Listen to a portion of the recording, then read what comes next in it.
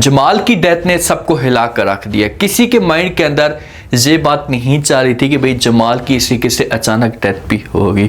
अब डायरेक्टर साहब को भी थोड़ा सा सोचना चाहिए था। अगर जमाल को एक वालिद का रोल दिया गया है तो कम से कम ये थोड़ा सा वेट कर लेता और सब भाइयों को मिलाने की कोशिश करता, सब भाई मिल जाते। उसके बाद अगर जमाल की डेथ होनी भी थी तो चलो ठीक है। अभी सब खानदान के अंदर सब भाइयों के बीच में इख्तलाफात चल रहे हैं, कोई भी एक दूसरे के साथ बात नहीं कर रहा, तो अचानक से यहाँ से जमाल को भेजना ये बहुत ही गलत तरीके। अब क्या होगा? क्या ये खानदान फिर से बर्बाद होगा? फुप्पू मजीद कौन सी बीच में आग लगाने की कोशिश करेगी? अब अज़ा के साथ क्या होगा? अज़ा कैसे अपने आप के ऊपर कंट्रोल करेगी? देखिए कि जमाल को जिस वक्त पता चला था कि भाई फुप्पू ने मेरे साथ धोखा किया है, तो उसी वक्त ही जमाल के दिल को धचका लगा था। उसे तकलीफ हुई थी कि यार मैं इसे एक माँ की हैसियत देता हूँ और इससे मेरे साथ क्या कुछ किया है, इसे ऐसा नहीं करना चाहिए था। लेकिन जी उम्मीद लगा कर जाता है, फुप्पू के पास जाकर बात करता है, फुप्पू को समझाने की कोशिश करता और कहते कि फुप्पू जो कुछ भी होना था वो तो हो चुका है, अब आप ऐसा करें कि जो भी डॉक्यूमेंट्स हैं ये मेरे नाम करवा दें ताकि मैं ये सारे के सारे डॉक्यूमेंट्स अपने भाइयों में तकसीम कर दूं, उनको अपना हिस्सा दे दूं। लेकिन वहाँ पर फुप्पू इनकार कर देती है।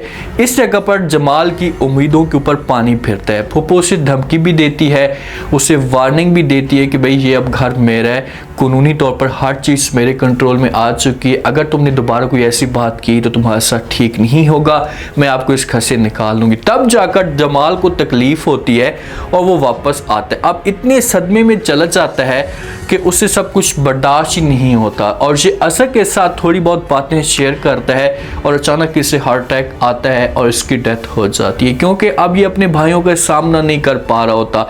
इसे पता है कि मैं भाइयों के सामने ये बात करूंगा तो भाई मेरे साथ लड़ना झगड़ना शुरू कर देंगे और घर का माहौल और भी ज़्यादा ख़राब हो जाएगा, और जमाल ऐसा नहीं चाहता था। जब जमाल की डेथ होती है ना तो अज़ा को यकीन भी नहीं आता, किसी को भी यकीन नहीं आता कि भाई जमाल के साथ ऐसा होगा। आपके सब यकीन करके बैठे हुए थे कि भाई एंड पे जाकर जमाल इन सब को ठीक करेगा, सब भाइयों के बीच में जो इख्तलाफात होंगे ये सेट होंगे और खुशी के साथ रहना शुरू कर देंगे।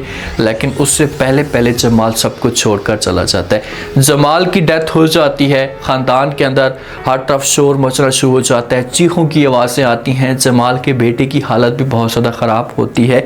लेकिन वहाँ पर फुप्पू जब ये माहौल देखती तो फुप्पू को अंदर से खौफ आना शुरू हो जाता है। फुप्पू को डर भी होता है कि भाई अगर किसी को पता चल गया कि जमाल की जो डेथ है इसे मेरी वजह से हुई है तो फिर मेरी शामत आ जानी है। ये बुलाती है अपनी बेटी सहरा को, उसके साथ बात करती है और कहती है कि भाई किसी को भी नहीं पता और आपने किसी के साथ भी बात शेयर नहीं करनी। भाई अगर आपने किसी को नहीं बताना तो पहली बात तो ये कि आप किसी के साथ बात भी शेयर ना करें। अपनी बेटी को बता रही, अपनी बेटी को कहती है कि भाई हार्ट अटैक आने से पहले जमाल की जो मुलाकात थी ये मेरे साथ हुई थी, आपने किसी के साथ भी ये बात शेयर नहीं करनी। जमाल की जो डेथ है ये मेरी वजह से हुई है। अब ये बात सहरा सुनती है तो सहरा भी बड़ी हैरान हो जाती है, अपनी माँ की तरफ देखना शुरू कर देती है, अपनी माँ को कहती है कि माँ जी घर ये जो कारोबार था सारा का सारा आपके हाथ में आ चुका था, तो फिर आपको ऐसा करने की क्या ज़रूरत थी? आप ऐसा ना करती, खामोशी के साथ जमाल को समझाती और ये माहौल जो वो ठंडा करती। आप फुप्पू को इस बात का तो पता है, यकीन है कि भाई जमाल अगर आज इस दुनिया से गया है तो मेरी वजह से गया है। इसने जमाल के ऊपर इतना ज़्यादा प्रेशर डाला था, इसे इतना दबाने की कोशिश की थी कि जिसकी वजह से जमाल की डेथ हो गई है। फुप्पू जब ये बातें सहरा की सुनती है कि भाई आपको ऐसा नहीं करना चाहिए, तो आगे से फुप्पू कहती है कि भाई जो कुछ भी करना था वो मैंने कर दिया है, अब आप अपनी ज़बान नहीं खोलेंगी, अपना मुंह बंद रखेंगी। अगर आपने किसी के साथ बात शेयर कर दी तो फिर हमारे ऊपर सारी की सारी मुसीबत आ जाएगी। जनाजे का वक्त आ चुका होता है, सबकी आंखों के अंदर आंसू होते हैं। अस्मा भी बेचारी जनाजे के करीब बैठकर रो रही होती है और वो बातें कर रही होती है जमाल के जनाजे के साथ, मैयत के साथ। उसे कह रही होती है कि कुछ लोग ऐसे हैं या कुछ लोग ऐसे इस ख़ानदान के अंदर आए हैं कि जिन्होंने इस ख़ानदान की खुशियों को बर्बाद करके रख दिया। इस ख़ानदान के अंदर जहर घोलने की कोशिश की है, कुछ लोग इस घर के अंदर मौजूद हैं। अब अस्मा का जो इशारा होता है जो फुप्पो की तरफ होता है। लेकिन अभी तक जब तक इनके सामने ये सबूत नहीं आएंगे, इनको यकीन नहीं आएगा कि वाकई जो वो फुप्पो ने सब कुछ करवाया है, तो फिर जाकर अस्मा जो है वो बात करेगी। अभी इस वक्त अस्मा किसी के ऊपर ऐसे खुलकर इल्ज़ाम नहीं लगा सकती, वो फिलहाल इशारों में ही बात करेगी। जनाजा उठाते हैं नसीर वाले, नसीर की आंखों में आंसू होते हैं, कुरैशी साहब भी मौजूद होता है। बेचारी समन भी अपसेट होती है, औरत को भी गले लगाती है और समन को इस बात का एहसास होता है कि यार देखिए कि जब से इस घर के अंदर मैंने पहला कदम रखा उसके बाद इस घर की खुशियाँ बर्बाद होना शुरू हो चुकी हैं। वो अपने आप को कसूरवार ठहरा रही होती है कि भाई मेरी वजह सब कुछ हो रहा होता है। पहले भी वो फरद के साथ और अज़ा के साथ ये बात कर भी चुकी है कि यार लोग क्या कहेंगे कि भाई नई नवेली दुल्हन आई है इस घर में, पहला दिन उसे हुआ है और अभी से भाइयों के बीच में इख्लाफात बनना शुरू हो चुके हैं। वो इस मामले पे बड़ी अपसेट है, बड़ी परेशान है कि यार अब मैं क्या करूं। अगर कोई मेरे ऊपर ऐसा की आकर बात कर देता है, मुझे आकर ऐसा की बात कह देता है कि भाई आपकी वजह सब कुछ हो रहा है, तो फिर समझ से सब कुछ बर्दाश्त नहीं होना।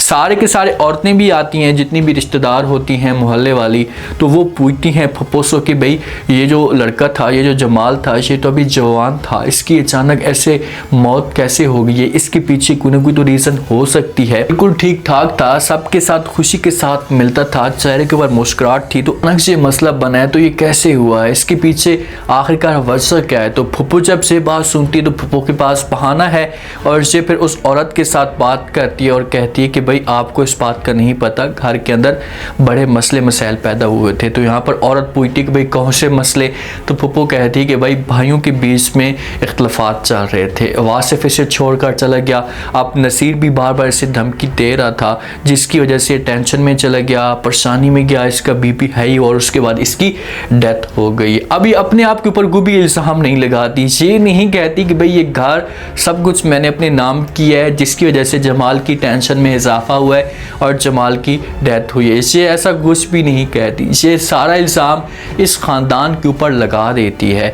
अज़ा को चढ़ जाता है बड़ा गुस्सा। अज़ा को तो पता है कि भाई फुप्पो आई है इस घर के अंदर, इस घर के अंदर बिगाड़ पैदा हुए हैं। ये भागती है फुप्पो की तरफ और कहती है कि मैं तुम्हें नहीं छोड़ूंगी, तुम्हारा गला दबा दूंगी, तुम्हें मार दूंगी। ये गला दबाने की कोशिश भी करती है, थोड़े बहुत हाथ पहुँचते हैं, या पूरा हाथ नहीं पहुँचता। अगर इसका पूरा हाथ पहुँचता तो फुप्पो कभी भी इस दुनिया में ना होती।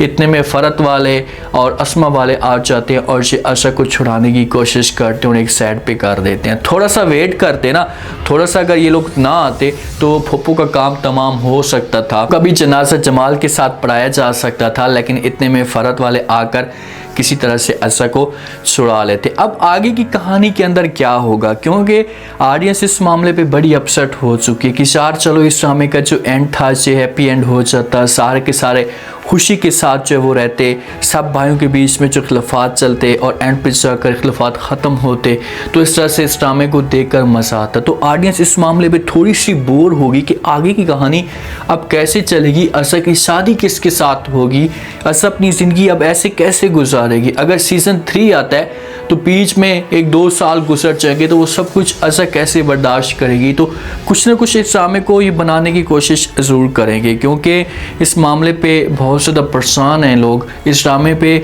ऑडियंस परेशान है कि यार ऐसा नहीं होना चाहिए था। तो इन्होंने अब हैप्पी एंड लाजमी तौर पर करना है।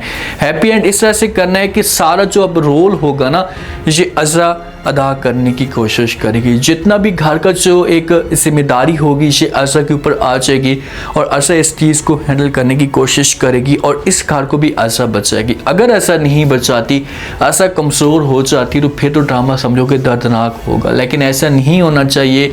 अब जो कुछ भी होना था वो तो हो चुका है, लेकिन अब किसी तरह से माहौल कुछ ये लोग ठीक करें, वरना डायरेक्टर साहब को बहुत गालियाँ पड़नी है। अज़ा की शादी के बारे में तो कुछ भी नहीं कह सकते, क्योंकि अज़ा को अपनी गलतियों का एहसास हो चुका है और वो ये भी समझ रही है कि भाई ये जो सज़ा मुझे मिल रही है मेरी अपनी गलतियां हैं, जिसकी वजह से मेरे साथ ऐसा हो रहा है।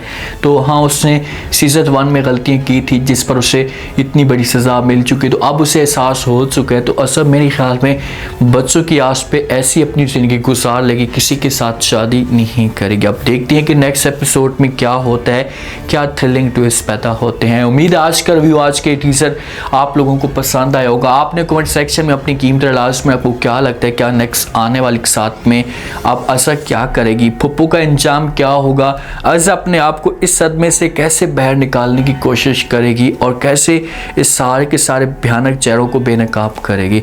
सायरा के साथ क्या होगा, क्या फुप्पू को पुलिस सिर्फ उसे पकड़ कर लेकर चली जाएगी, बस फुप्पू की यही सजा होगी? नहीं होनी चाहिए, फुप्पू को कड़ी से कड़ी सजा मिलनी चाहिए दोबारा, ताकि कोई भी बंदा ऐसा की हरकतें ना करे। आप लोग इस बारे में क्या कहते हैं, अपना फीडबैक लाजमी दें।